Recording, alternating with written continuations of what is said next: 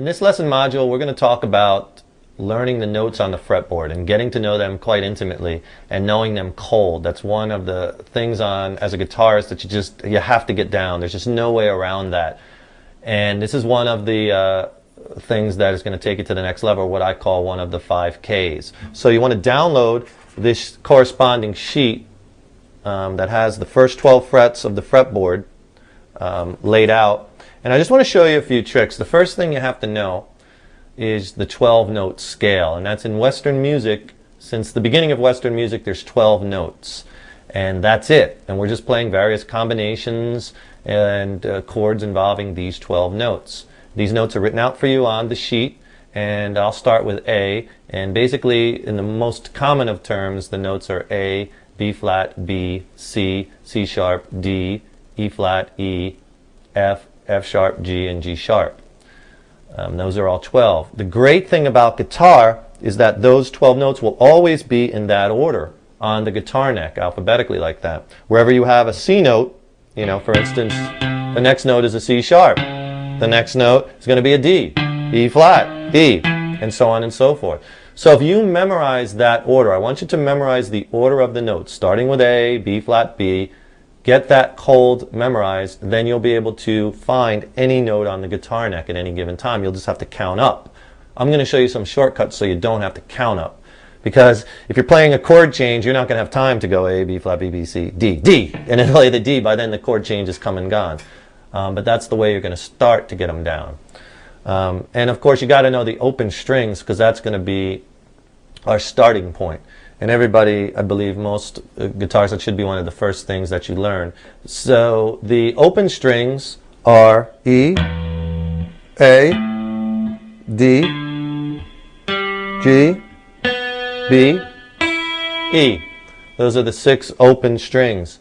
And an acronym for that I read once is Eddie, 8, Dynamite, Goodbye, Eddie. E for Eddie, A for 8, and so on and so forth. So you'll never forget that again. Just remember, Eddie, 8, Dynamite, Goodbye, Eddie. E-A-D, G-B-E. Okay.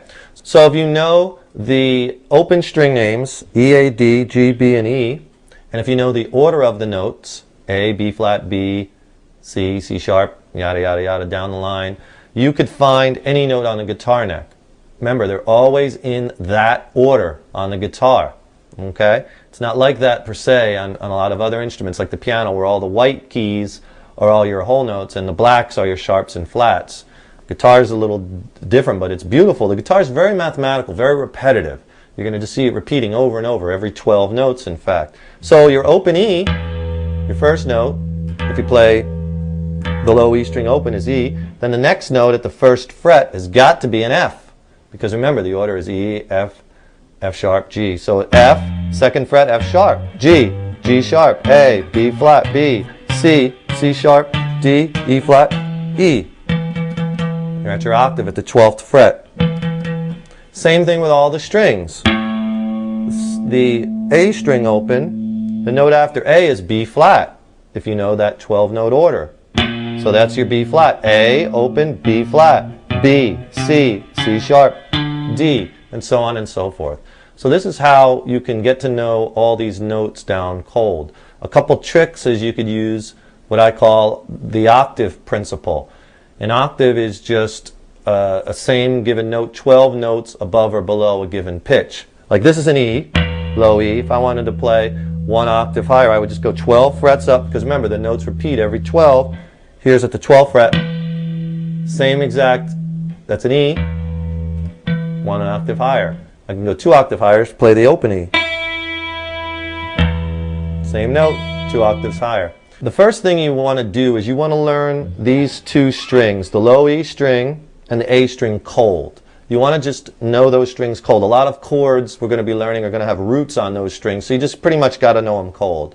And if you want to use these dots, which are fret indicators, that's fine. Most guitars have them except classical guitars. 3rd fret, 5th fret, 7, 9, double dot is 12, 15, 17, 19, 21. And they're also up top on your guitar, so when you're standing up and playing, you could see them. See, the dots are on the top. That's why they're there. So you can see those when you're having the guitar strung with a strap standing up. You might not see the horizontal face. So if you want to use that to know that's the 3rd fret and start learning that G, A, B, that's fine.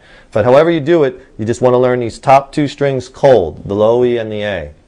So then we're going to use this octave principle, and that the strings are related in this matter. The low E is related to the D string in this manner, where if you play a G on the low E, and then you just go down 2 strings and over 2 frets on the D string, you have the same note.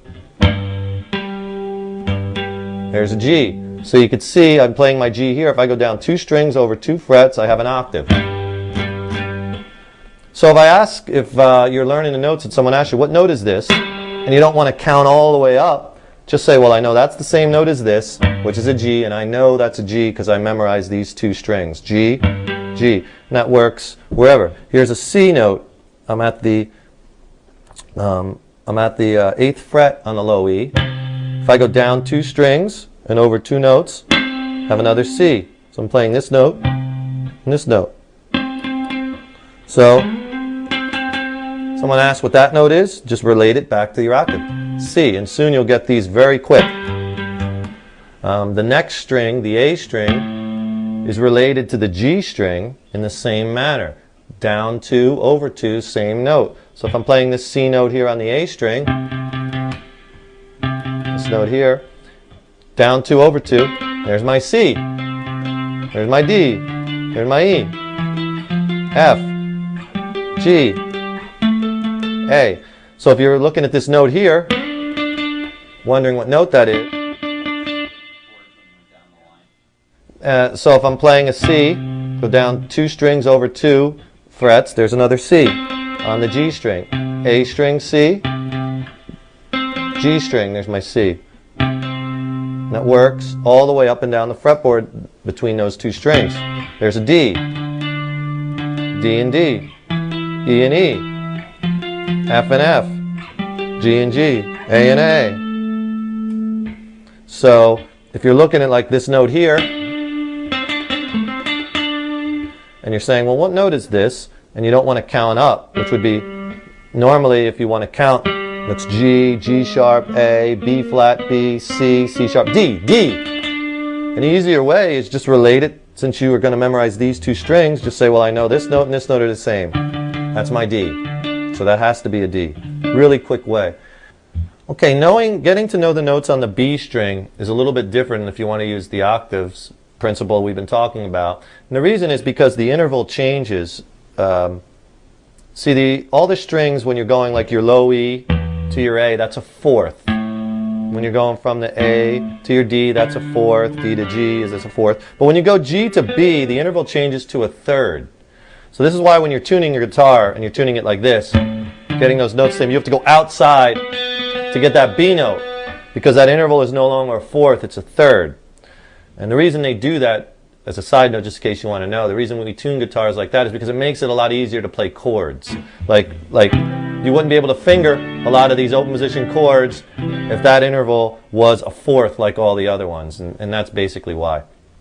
So when you're getting to know this string and you want to learn by octaves, and you're comparing that to the D string, it's no longer you go down 2 and over 2. Now you got to go down 2 and over 3, because you need that little bit extra to make that interval work. So for instance, this note here, which we know is a G, to play the G on the B string, you got to go down 2 and over 3. And there's our interval, and that works. Here is an F note. There's my F note. Here's my E note.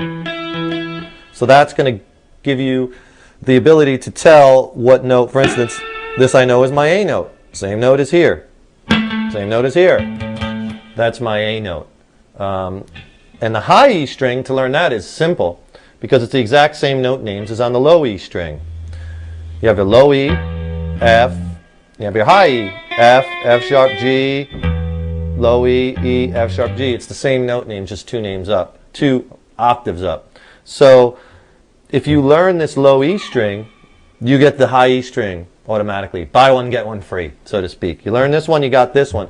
So my first thing, again, what you want to do is you want to learn the low E and the A cold. If you learn those 2 cold, you'll automatically know the high E because it's the same note names as the low E. So you'll have 3 out of 6 strings just like that. You'll have 50% of the fretboard done. And then you're going to use the octave principle to get the other 3 down. A quick exercise to help you once you get these a little more comfortable with them is play from the 1st to the 12th fret. We're going to play all of the, pick a note, we'll play all of the A notes. But you're going to go string by string and try to find all the A notes without using the octave principle, because that'll make it too easy. So we've got to challenge you a little bit. So what I mean by this is you play the A on the low E, then you got to play the A on the next string, on the A string, which is open or at the 12th fret. Then you want to play your A on the D string, which is up here at the 7th fret. Then you want to play your A on the G string, which is at the 2nd fret. Then you want to play the A on the B string. Then you want to play your A on the high E. Okay, but you want to get to a point where you could roll from one to the next, to the next, to the next, to the next, almost without thinking. So you're doing that fast. Do it with the C notes. Okay, so you're going to find all your C's. So low E, and my C note right here at the 8th fret. Then you have another C here, the 3rd fret. Okay, then you have up here on the 10th fret on the D string. C notes right here on the 5th fret on the G string. So you want to be able to get to your C's quick. C, C, C, C, C, C, that quick. So what I recommend doing is take 2 notes for 2 nights in a row. So on practice day 1, like on Monday, do A and do G. A and G. And do those, spend 5 minutes up and down the 6 strings just like that. Practice day 2, do C and E. I'm sorry, practice day 3. First day and second day you're going to do A and G. Then 3 and 4 you could do C and E. And in day 5 and 6 you can do B and D. Okay? So you want to do those and then go back to the beginning and do those again. Start with the whole notes and then go to like F sharp and B flat and C sharp, but get the whole tones down first, because we'll spend a lot of time at first playing things like you'll be playing a lot in A and G and C and D, so you want to get those down. So each time you practice, spend a little time getting to know these notes, get these 2 strings down cold, that'll give you the high E string, and then use the octave principle I just described. Here is the handout that has all the notes I put for each string. Okay? Good bathroom reading.